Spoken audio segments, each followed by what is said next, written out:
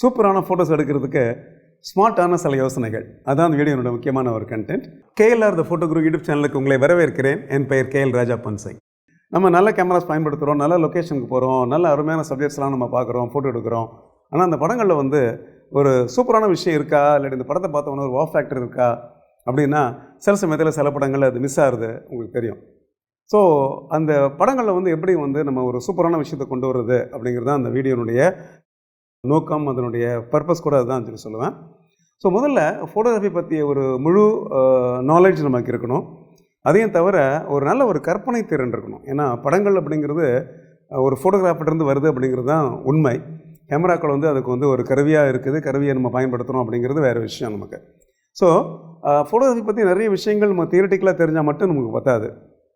அதை நம்ம எப்படி நம்ம அப்ளை பண்ணுறோம், ரியல் சுச்சுவேஷனில் எப்படி அந்த நமக்கு தெரிஞ்ச விஷயத்தை நம்ம அப்ளை பண்ணுறோம், எவ்வளோ தூரம் ஃபோட்டோகிராஃபியை நம்ம தொடர்ந்து செய்கிறோம். அதாவது நிறைய நம்ம இதை பயிற்சி பண்ணி பார்க்கணும். அதாவது ப்ராக்டிஸ்னு சொல்லுவாங்க ஆங்கிலத்தில். ஸோ எவ்வளோக்குளோ அதிகமாக ஃபோட்டோகிராஃபியை நம்ம பயிற்சி பண்ணி பார்க்குறோமோ அவ்வளோக்குளோ நமக்கு தெரிஞ்ச விஷயங்களை நம்மளால் ஃபோட்டோ எடுக்கும்போது நம்மளால் அப்ளை பண்ண முடியும். அப்போ அந்த படங்களில் சில இன்ட்ரெஸ்டிங்கான சில விஷயங்கள் இருக்கும், அந்த உயிர்த்தன்மை இருக்கும். அப்போது அந்த படங்கள் உங்களுக்கு சூப்பரான படமாக வரும் அப்படிங்கிற எந்த விதமான சந்தேகமும் இல்லை. வீடியோக்குள்ளே போகிறதுக்கு முன்னாடி இது வரைக்கும் நீங்கள் KLR the photo Guru YouTube சேனலை நீங்கள் சப்ஸ்கிரைப் பண்ணாமல் இருந்தீங்க அப்படின்னா இப்போ இமீடியட்டாக சப்ஸ்கிரைப் பண்ணுங்கள். முக்கியமாக பெல் பட்டனை ப்ரெஸ் பண்ணி வைங்க. அப்போ தான் நாங்கள் ரிலீஸ் பண்ணக்கூடிய வீடியோனுடைய அப்டேட்ஸ் உங்களை சேரும்.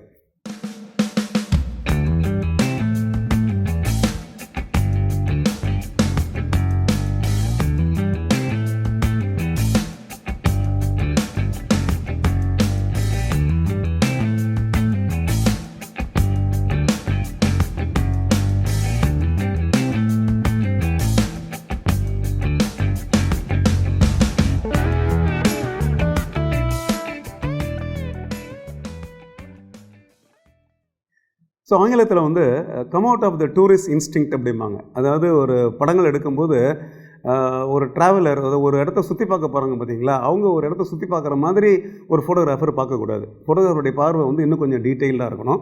ஏன்னா அப்படி ஒரு மேலோட்டமாக ஒரு விஷயத்தை நீங்கள் பார்த்தீங்க அப்படின்னா அந்த படங்கள் ரொம்ப மேலோட்டமாக இருக்கும். அப்போ அந்த படத்தில் எந்த விதமான ஒரு சிறப்புகளும் இருக்காது. அப்போ எங்கிறது உங்களுக்கு சூப்பரான ஒரு படம் கிடைக்கும்? சூப்பரான படம் கிடைக்கவே கிடைக்காது. ஸோ ஒரு இடத்துல போய் பார்க்கும்போது எல்லா இடத்துலையுமே ஒரு ரொட்டீனான ஒரு ரூட் இருக்கும். பார்த்துருப்பீங்க. ஆக்சுவலாக எல்லா மக்களும் அந்த ரூட்லேயே போவாங்க. எல்லாருமே கையில் கேமரா வச்சுருப்பாங்க. எல்லாருமே அந்த வழியில் போகும்போது படம் எடுத்துகிட்டே போவாங்க. இது நார்மலாக எல்லோரும் செய்யக்கூடிய ஒரு வேலை. ஆக்சுவலாக அந்த ரூட்லேருந்து கொஞ்சம் நீங்கள் கொஞ்சம் திசை மாறி போங்க. உங்களுடைய பாதையை கொஞ்சம் மாற்றிக்கோங்க. எல்லோரும் போகிற பாதையில் நம்ம போக வேண்டாம், நம்ம வேறு ஒரு பாதையில் போகலாம்.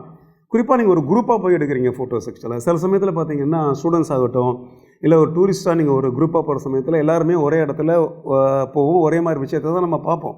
அந்த இடத்துல போகிற வரைக்கும் அவங்களோட சேர்ந்து ஒரு குரூப்பாக போங்க. அதுக்கப்புறம் என்ன பண்ணுங்கள், அந்த குரூப்லேருந்து நீங்கள் தனியாக விலகி போயிடுங்க. ஆக்சுவலாக இந்த குரூப்போடே நீங்கள் போனீங்க அப்படின்னா அந்த குரூப்பில் மற்றவங்க என்ன பார்த்தாங்களோ, மற்றவங்க என்ன எடுத்தாங்களோ அதே தான் உங்களுக்கும் கிடைக்கும். ஆக்சுவலாக அதனால் படங்கள் கொஞ்சம் வித்தியாசமாக இருக்கணும் அப்படின்னா அதனுடைய முதல் வழி என்ன கேட்டிங்கன்னா, உங்களுக்குரிய ஒரு பாதையை நீங்களே தேர்ந்தெடுங்க. இன்னொருத்தவங்க போன ஒரு பாதையில் திரும்ப நீங்கள் போனீங்க அப்படின்னா ஆல்ரெடி யாராவது ஒருத்தங்க எடுத்த படங்கள் தான் உங்களுக்கு கிடைக்குமே தவிர உங்களுடைய கையெழுத்தோட, உங்களுடைய இம்ப்ரெஷனோட, உங்களுடைய எக்ஸ்பிரஷனோட கிடைக்கக்கூடிய படங்கள் அங்கே கிடைக்கவே கிடைக்காது. ஸோ என்னை பொறுத்தளவுக்கு ஒரு சிறப்பான படம் அப்படிங்கிறது எங்கே ஆரம்பிக்குது அப்படின்னு கேட்டிங்கன்னா, நீங்கள் ஒரு தனி வழியை தேர்ந்தெடுங்க. ஆக்சுவலாக இப்போ வித்தியாசமாக யோசிங்க, கூட்டத்திலேருந்து விலகி இருங்க, மற்றவங்க போகிற ரூட்டில் போகாதீங்க. ஆக்சுவலாக அப்போவே இந்த படங்கள் உங்களுக்கு ரொம்ப சிறப்பாகவும் ரொம்ப பிரமாதமாக முடிஞ்சிடும். ட்ராவல் ஃபோட்டோகிராஃபியில் இது ரொம்ப ரொம்ப இம்பார்ட்டன்ட். ஆக்சுவலாக நீங்கள் ஒரு ட்ராவலராக போகிற சமயத்தில் டூரிஸ்ட்டாக போகும்போது என்ன பண்ணுங்கள், நிறைய பேர் பண்ணுற தப்பு இதுதான். ஸோ நம்ம என்ன பண்ணுவோம் கேட்டிங்கன்னா, அப்படியே ஒரு குரூப்பாக அவங்க என்ன போகிறாங்களோ அங்கேயே போவோம், அதே ரூட்லேயே போவோம், அதே இடத்துல உட்காந்துருவோம், அதே கேலரியிலேருந்து ஒரு 100 படத்தை எடுத்துகிட்டு வருவோம். அப்போ எங்கேருந்து நம்ம படங்கள் சூப்பர் படமாக வரும்? சூப்பர் படமாக வரணும் அப்படின்னாவே அதில் அடிப்படையில் நீங்கள் பார்க்கக்கூடிய அந்த பார்வை கோணத்தில் வித்தியாசம் இருக்கணும். அதை ட்ரை பண்ணி பாருங்கள். பீப்புள் ஃபோட்டோஸ் பண்ணும்போது அந்த ஃபோட்டோஸ் எப்படி சூப்பராகிறது அப்படின்னு பார்த்தீங்கன்னா ரொம்ப ரொம்ப சிம்பிளுங்க. ஆக்சுவலாக எப்படி கேட்டிங்க அப்படின்னா, பீப்புள் ஃபோட்டோ எடுக்கும்போது அந்த பீப்புள் என்ன பண்ணுங்கள், இன்னொருத்தருடைய பாயிண்ட் ஆஃப் வியூவில் எடுத்து பாருங்கள். ஸோ உங்களுடைய பாயிண்ட் ஆஃப் வியூவில் எடுக்கிறத விட இன்னொருத்தருடைய பாயிண்ட் ஆஃப் வியூவில் எடுத்திங்கன்னா ஆட்டோமேட்டிக்காக அந்த படம் ரொம்ப இன்ட்ரெஸ்டிங் ஆகிடும். நிறைய சமயத்தில் ஒரு ஸ்ட்ரைட் ஷாட் யாரோ ஒருத்தங்க வேறு எங்கேயோ பார்த்துட்டு ஒரு விஷயம் பண்ணும்போது நீங்கள் என்ன பண்ணுங்கள், அவங்க உங்கள் கேமரா பார்க்காத இன்னொரு கோணத்தில் எடுத்து பார்த்தீங்கன்னா அந்த படம் ரொம்பவே கேண்டிடாக இருக்கும், ரொம்ப இயல்பாக இருக்கும். அண்ட் அப்போ அந்த பர்சன் கூட பார்த்திங்க அப்படின்னா ரொம்ப நேச்சுரலாக இருப்பாங்க. ஏன்னா நீங்கள் எடுக்கக்கூடிய அந்த கேமரா ஆங்கிள் அவங்களுக்கு தெரியாது.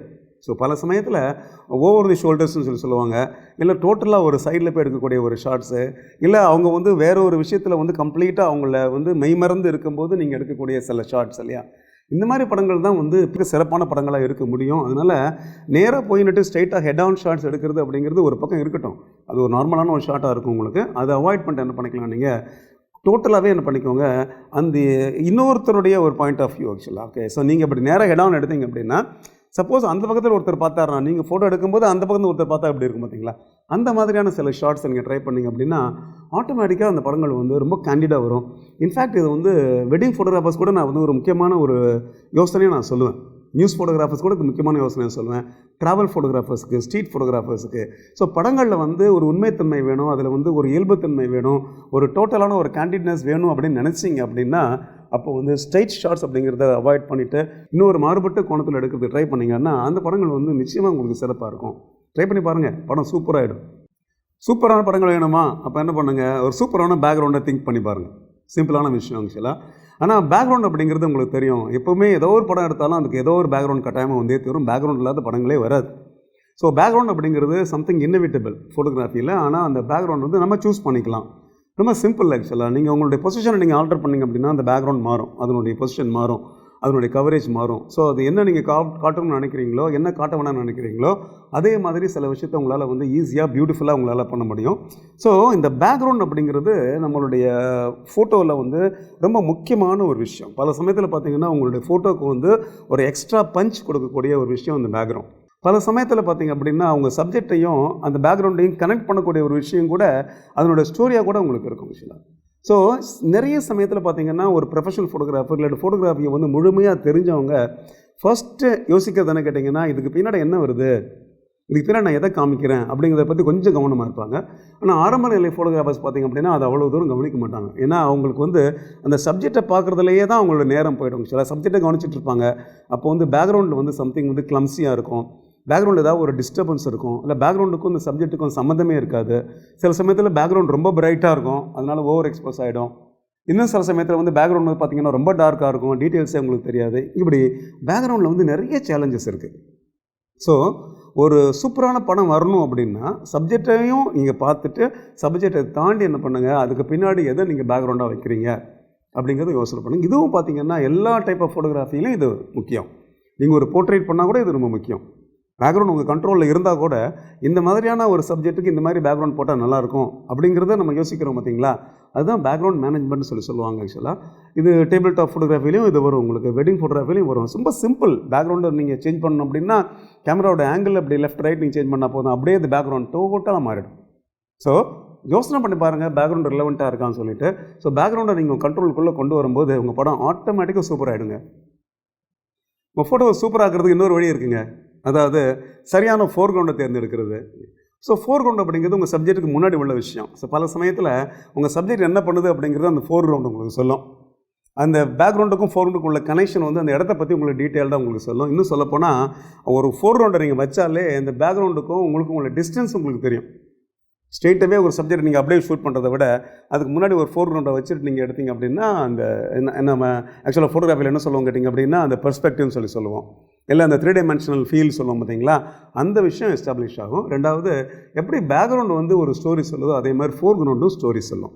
இப்போ நான் ஒரு படம் எடுத்திருக்கேன், சில கோயிலோட படம் தான் அது. அந்த கோயிலுக்கு முன்னாடி பார்த்திங்கன்னா 2 தென்னை மரங்கள் வந்து வாடி போய் வெறும் மொட்டையாக நிற்கிறத நான் அதில் இன்க்ளூட் பண்ணியிருக்கேன். இந்த படத்தில் வந்து நான் என்ன சொல்ல ஸ்டோரி வரேன் கேட்டிங்க அப்படின்னா, ஸோ இயற்கையை வந்து காப்பாற்றுறதுல நம்ம வந்து ஒரு முக்கியமான ஒரு பங்களிப்பு கொள்ளணும் அப்படிங்கிறது தான் அதனுடைய ஒரு ஸ்டோரி. அது கோயிலுக்கு பக்கத்தில் இருக்கக்கூடிய ஒரு மரமாக இருந்தால் கூட அதை நம்ம பாதுகாப்பாக வச்சுருக்கணும் அப்படிங்கிறது தான் நான் சொல்லக்கூடிய ஒரு விஷயம். இதில் வந்து இந்த 2 மரத்தையும் நம்ம அவாய்ட் பண்ணி இந்த கோயில் என்னால் எடுக்க முடியும். அது ஒரு நார்மலான ஷார்ட்டாக இருந்திருக்கும். ஆனால் இதில் வந்து நான் சொல்லக்கூடிய மெசேஜ் அப்படிங்கிறது வெறும் கோயில் எடுக்கிற ஷாட்டில் இருந்திருக்காது. அதனால் ஒரு இடத்துல நீங்கள் ஒரு ஃபோட்டோ எடுக்கும்போது அதுக்கு முன்னாடி பின்னாடி என்ன விஷயங்கள்லாம் இருக்குது, எதை இந்த ஃபோட்டோவில் நம்ம இன்க்ளூட் பண்ணலாம், அது இன்க்ளூட் பண்ணும்போது அந்த ஃபோட்டோனுடைய அர்த்தங்கள் எப்படி மாறும், ஸோ பார்க்குறவங்க வந்து அந்த ஃபோட்டோவில் என்ன விஷயங்களை தெரிஞ்சுப்பாங்க அப்படிங்கிறது எல்லாத்துக்குமே நிறைய சமயத்தில் பார்த்திங்கன்னா நீங்கள் பீப்புள் இன்க்ளூட் பண்ணலாம் ஃபோர்கிரவுண்டில், இல்லை அவங்களுடைய திங்ஸ் இன்க்ளூட் பண்ணலாம், நீங்கள் இல்லை வேறு ஏதாவது ஸ்ட்ரக்சர்ஸ் இன்க்ளூட் பண்ணலாம். ஸோ இப்படி பல விஷயங்களை என்ன பண்ணலாம், நீங்கள் வந்து அந்த சப்ஜெக்டோட லிங்க் பண்ணுற மாதிரி, கனெக்ட் பண்ணுற மாதிரி, அந்த 3 டைமென்ஷனல் எஃபெக்டை, அதாவது பெர்ஸ்பெக்டிவ் வழியாக நீங்கள் காமிக்கிற மாதிரி பல விஷயத்தை நீங்கள் ஃபோர்க்ரவுண்டை இன்க்ளூட் பண்ணி செஞ்சு பாருங்களேன். அப்போ ஆட்டோமேட்டிக்காக உங்கள் படம் சூப்பராகிடுமே. இது மாதிரி இன்னும் நிறைய யோசனைகள் வந்து நல்ல படங்கள் எடுக்கிறதுக்கு ஸ்மார்ட்டான ஒரு ஐடியாஸ் நம்மள்கிட்ட இருக்குது. இதை அடுத்து வரக்கூடிய வீடியோஸில் நீங்கள் தொடர்ந்து பார்க்கலாம். வீடியோவோட நோக்கமே என்னன்னா, நீங்கள் எப்படி யோசிக்கணும், எப்படி ஒரு விஷயத்தை நீங்கள் பார்க்கணும் அப்படிங்கிறது தான் ரொம்ப முக்கியம். ஆக்சுவலாக ஃபோட்டோகிராஃபியில் வந்து ஃபோட்டோகிராஃபர்ஸ் கற்றுக்க வேண்டிய விஷயங்களில் நான் டெக்னிக்கலான விஷயத்தில் முக்கியமான விஷயம் என்ன கேட்டிங்கன்னா, ஒரு காட்சியை வந்து நம்ம எப்படி பார்க்கணும். ஒரு காட்சியை நம்மளால் சரியாக பார்க்க தெரியல அப்படின்னா அதை நம்மளால் சரியாக படம் பிடிக்க முடியாது அப்படிங்கிறது தான் உண்மை. இந்த வீடியோவில் நான் சொன்ன அந்த யோசனைகள் எல்லாத்தையுமே நீங்கள் ட்ரை பண்ணி பார்த்தீங்கன்னா தான் உங்கள் படம் வந்து சூப்பர் படமாக மாறும் அப்படிங்கிறது எந்த விதமான சந்தேகமும் இல்லை ஆக்சுவலாக. ஸோ இந்த வீடியோவில் நான் ஷேர் பண்ண இன்ஃபர்மேஷன் உங்களுக்கு நிச்சயமாக பயனுள்ளதாக இருந்துக்கணும்னு நினைக்கிறேன். ஸோ நீங்கள் பயனுள்ளதாக இருக்குன்னு நினச்சிங்க அப்படின்னா வீடியோவை நீங்கள் லைக் பண்ணுங்கள், ஷேர் பண்ணுங்கள் ஃப்ரெண்ட்ஸோட. முக்கியமாக KLR the photo Guru YouTube சேனலை சப்ஸ்கிரைப் பண்ணுங்கள், பெல் பட்டனை ப்ரெஸ் பண்ணி வைங்க. அப்போ தான் இந்த மாதிரி இன்ட்ரெஸ்டிங்கான வீடியோஸ் உங்களை வந்து சேரும். இன்னும் அது மாதிரி இன்ட்ரெஸ்டிங்கான வீடியோஸோட உங்களை திரும்ப சந்திக்கிறேன். நன்றி, வணக்கம்.